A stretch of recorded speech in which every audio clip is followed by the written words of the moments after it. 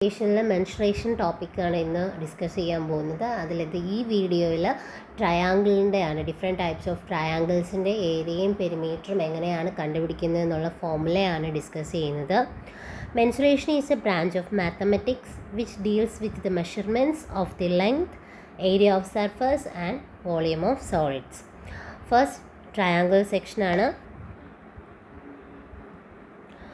First triangle right angled triangle.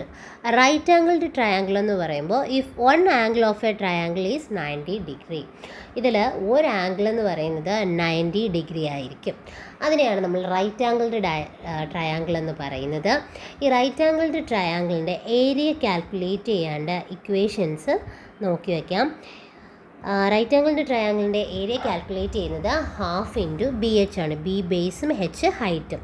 Perimeter A plus B plus C. A plus B plus C എന്ന് ഉദ്ദേശിക്കുന്നത് ഇപ്പോൾ ഇത് B A ആണെങ്കിൽ A B C. ഇപ്പോൾ ഈ കണക്ക് നോക്കി ഇവിടെ ബിയും എച്ചും ഉണ്ട്, സോ ഇവിടെ ഒരു സി അതായാലും മതി. A plus B plus C മൂന്ന് സൈഡ്സിൻ്റെയും സമ്മാണ് പെരിമീറ്ററിൽ വരുന്നത്.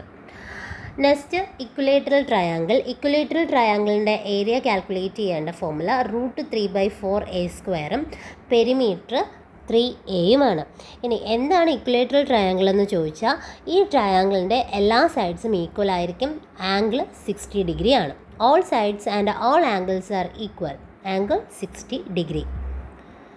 Third one isosceles triangle. Isosceles triangle എന്ന് വെച്ചാൽ any two sides are equal.